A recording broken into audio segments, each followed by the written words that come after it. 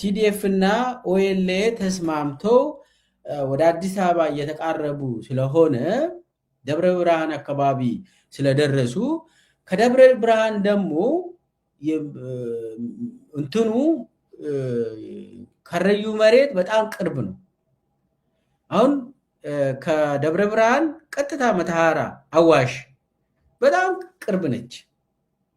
ስለዚህ ደብረ ብርሃንን ተቆጣጠርክ ማለት የአዲስ አበባ ጅቡቲ ሃይዌይን ሙሉ በሙሉ ትቆጣጠራለህ።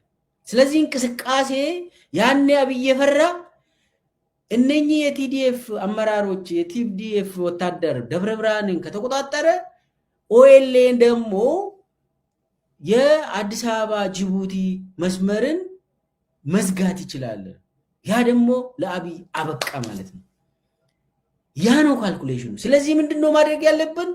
እዚያ ያለውን የከረዩ አባቶችን እንጨፈጭፍና ኦሮሞ ህዝብም እንዲነሳ ማድረግ፣ ከዛ ኦሮሞ ህዝብም ሸኔ ምናምን ኦኤልኤ ያሉበት ቦታ ፈልጎ እንዲይዛቸው ማድረግና ህዋትን ወደ ትግራይ መመለስ ነው።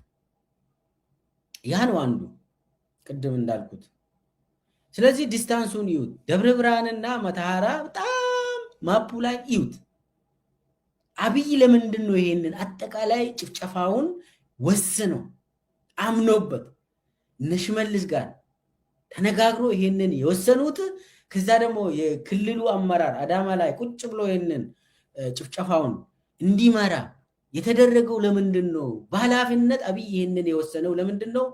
የስልጣን ጉዳይ ነው። ቲዲኤፍ ደብረ ብርሃን መድረሱ የከረዩ አባገዳዎች እንዲጨፈጨፉ አድርጓል። ቲዲኤፍ እና ኦኤልኤ አብሮ ስምምነት መፈራረማቸው የኦሮሞ አባገዳዎች እንዲጨፈጨፉ የከረዩ አባገዳዎች አባቶች እንዲያልቁ እንዲጨፈጨፉ አድርጓል በፖለቲካ ሪዝን። ከዛ አልፎ ደግሞ ቅድም ያነሳሁት የኢኮኖሚ ሪዝን አለ። ብልጽግና ያንን አካባቢ ይፈልጋል። በሰፊው እየሰሩ ነው። ብልጽግና በጣም ማሲቭ የሆነ 24,000 ሄክታር መሬት ከ13 ቀበሌ ገበሬ ማህበር ምስራቅ ሸዋ ውስጥ ሰውን አፈናቅሎ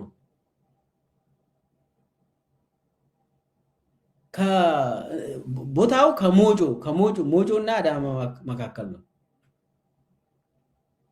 ከምንጃር ወደ ታች ስትመጡት ከአማራ ክልል ምንጃር አልፋችሁ የገዳ ኢኮኖሚክ ዞን ነው የምታገኙት።